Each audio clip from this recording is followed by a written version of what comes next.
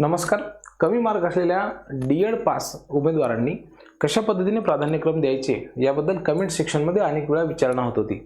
अनेक विद्यार्थी असे होते की ज्यांना 110 मार्क आहेत, 120 मार्क आहेत, 130 मार्क आहेत आणि त्यांच्या मनामध्ये साहजिकच एक संभ्रम आहे की सर माझी निवड होईल की नाही. होत असेल तरी सांगा, नसेल होत तरी सुद्धा सांगा. आता बघा विद्यार्थी मित्रांनो, निवड ही फक्त तुमच्या गुणांवर आधारित असती तर ती सरळ मेरिट लिस्ट लावून सुद्धा शासनाने पब्लिश केली असती आणि तुम्हाला नोकरीवरती घेतलं असतं. परंतु शासनाने तसं केलं नाही. अनेक विद्यार्थ्यांना ग्रामीण भागामध्ये, कोणाला शहरी भागामध्ये, कुणाला जिल्हा परिषदांच्या शाळांमध्ये, कुणाला नगर परिषद, तर कुणाला इतर आस्थापनांच्या शाळांमध्ये नोकरी करावीशी वाटत असते. आणि म्हणून तुमच्या चॉईसेसला, तुमच्या आवडी आणि निवडींना लक्षात घेऊन शासनाने शिक्षक भरतीची प्रक्रिया राबवली आहे. इतर क्षेत्रांसारखं शिक्षण क्षेत्र नाही आहे. या ठिकाणी जर शिक्षक आनंदी असला तर विद्यार्थी सुद्धा आनंदी वृत्तीने शिकतात आणि म्हणून राज्य शासनाने डी.एडच्या उमेदवारांसाठी ही स्पेशल प्रोव्हिजन दिलेली आहे असं म्हणायला काही हरकत नाही. म्हणून विद्यार्थी मित्रांनो, कमी मार्क असले तरी सुद्धा प्राधान्यक्रम कशा पद्धतीने निवडावे म्हणजे जेणेकरून आपली निवड होईल याबद्दल या व्हिडिओमधून अतिशय सविस्तर माहिती तुम्हाला देणार आहे.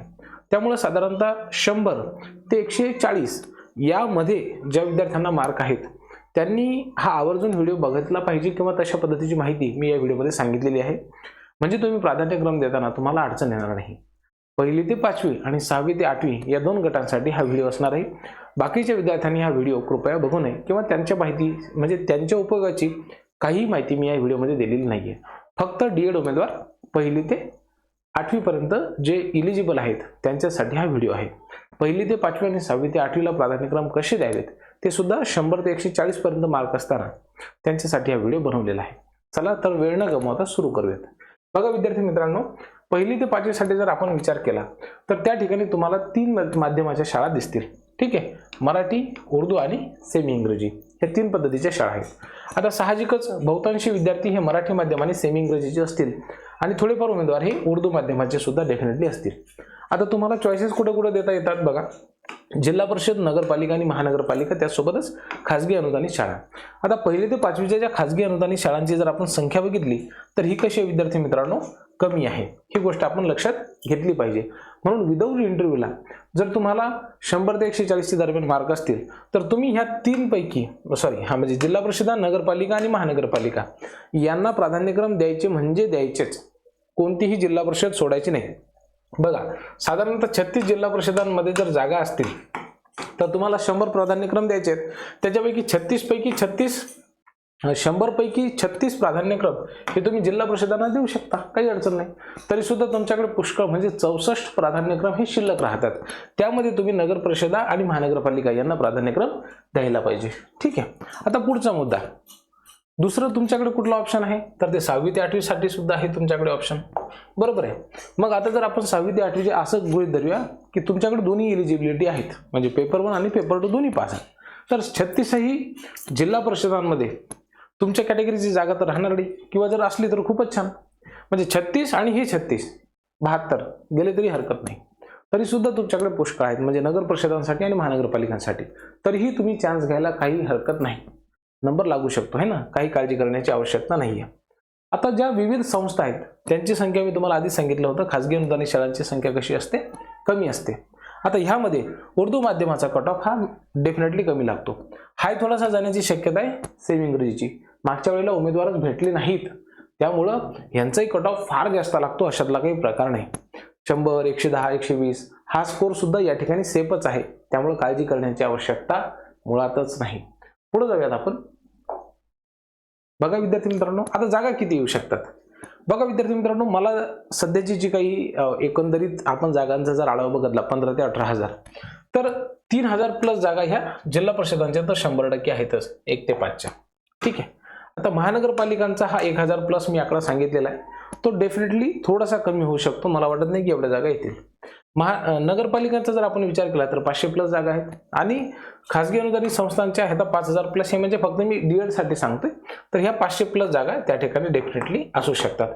अशा मागचा जो अंदाज सांगितला होता मी तो किती 8 ते 13,000 सांगितला होता, परंतु यावेळेस आता तो बदललेला आहे. 15 ते 18,000 पर्यंत हा आकडा वाढलेला आहे. ठीक आहे. परंतु तरी सुद्धा याच्यामधला फक्त डी.एडचा जर आपण विचार केला तर एवढ्या जागा डेफिनेटली राहतीलच, याच्यामध्ये काही एक शंका नाही आहे.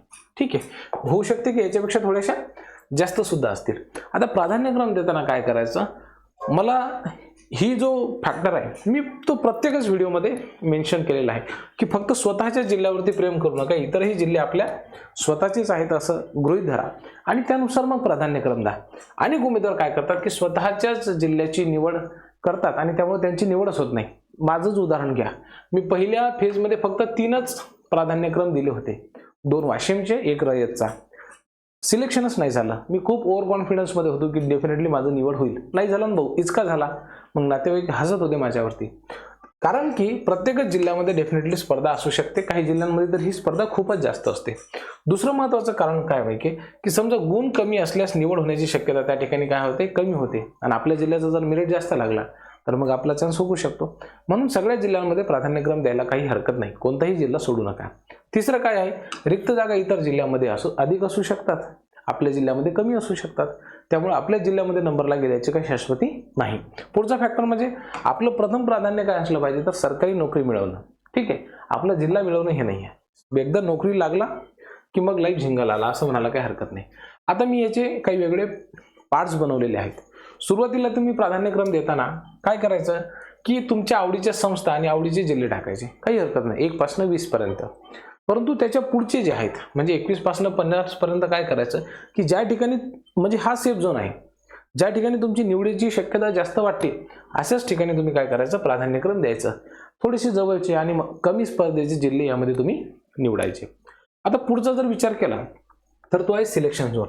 म्हणजे वा चला या 2 मध्ये जर आपलं नाही झालं तर 100% ह्या सेक्शन मधले किंवा या झोन मध्ये गेल्याच्या नंतर आपली निवड होईलच अशा पद्धतीचे जिल्हे तुम्ही त्या ठिकाणी निवडायचे. आणि मग शेवटी बरोबर आहे की नाही, म्हणजे मरता क्या न करता म्हणून कुठेही तुम्ही प्राधान्यक्रम दिले तरी सुद्धा हरकत नाही. तुम्ही जे काही पर्याय शिल्लक आहेत ते सर्व सुद्धा तुम्ही निवडले तरी सुद्धा चालतील, त्यामध्ये काही एक अडचण नाहीये. लक्षामध्ये पुढचा जो अत्यंत महत्त्वाचा फॅक्टर आहे विद्यार्थी मित्रांनो, तो म्हणजे की आपल्या गुणानुसार आपण प्राधान्यक्रम त्या ठिकाणी निवडायला पाहिजेत. उदाहरणार्थ समजा ज्यांचा स्कोर हा आहे 70 पासून 85 पर्यंत, 85 पासून 100 पर्यंत आणि ज्यांचा 100 प्लस आहे, ठीक आहे, त्याच्यासाठी आधी सांगतो की आधी आपण 100 ते 140 मधल्या विद्यार्थ्यांसाठी विचार करत आहोत. म्हणून तुम्हाला जर 100 पेक्षा जास्त मार्क असले तर तुम्ही काय करायचं, ड्रीम झोनला तुम्ही 40 प्राधान्यक्रम दिले तरी सुद्धा अडचण नाही. ठीक आहे. दुसरं आपण काय करायला पाहिजे, सेफ झोनमध्ये 30. आता हे जे प्रोपोर्शन मी तुम्हाला देतोय यामध्ये तुम्ही तुमच्या आवडीनुसार व्हेरिएशन करू शकता.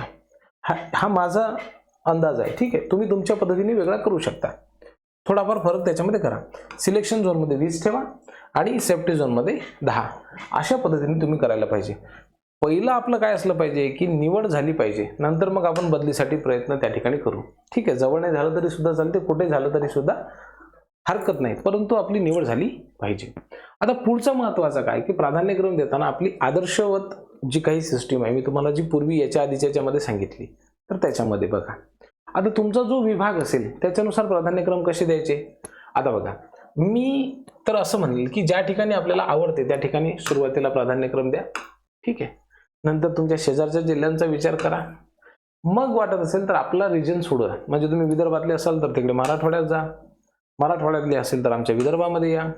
आणि शेवटचा सुरक्षित पर्याय म्हणजे काय की मग जिल्हा परिषदा, महानगरपालिका, नगरपालिका, खासगी अनुदानित, लहान संस्था, सगळ्याच माध्यमांच्या शाळा तुम्ही निवडा. ठीक आहे, माध्यम म्हटल्याच्या नंतर त्यामध्ये जर हिंदी माध्यमाची शाळा असेल आणि तुमचा गणित विषय असेल तर तिथे सुद्धा तुम्ही निवडा, तुम्हाला काही अडचण येणार नाही. ठीक आहे, अशा पद्धतीने ते तुम्हाला करता येईल. पुढे आपण जाऊयात. हा, तर हे अशा पद्धतीने हे सगळे 7ही फॅक्टर आहेत. तुम्हाला तुमच्या मनामध्ये काही या संदर्भामध्ये शंका असतील तर ते कमेंट सेक्शनमध्ये लिहायला विसरू नका. मला असं वाटतं की 100 ते 140च्या दरम्यान ज्यांना मार्क्स आहेत त्यांनी ही स्ट्रॅटेजी जर फॉलो केली तर 100% तुमचं त्या ठिकाणी निवड होईल. मागच्या मेरिट लिस्टचा जर तुम्ही अभ्यास केला तर तुम्ही बघाल की कमी स्कोअरवरती सुद्धा D.Ed पास झालेले उमेदवार हे सिलेक्ट झाले आहेत. काळजी करू नका, निवड होईल. बघूयात पुढच्या व्हिडिओमध्ये काही असेल तर कमेंट सेक्शनमध्ये आपल्या अमूल्य प्रतिक्रिया लिहायला विसरू नका. काळजी घ्या. खूप खूप धन्यवाद.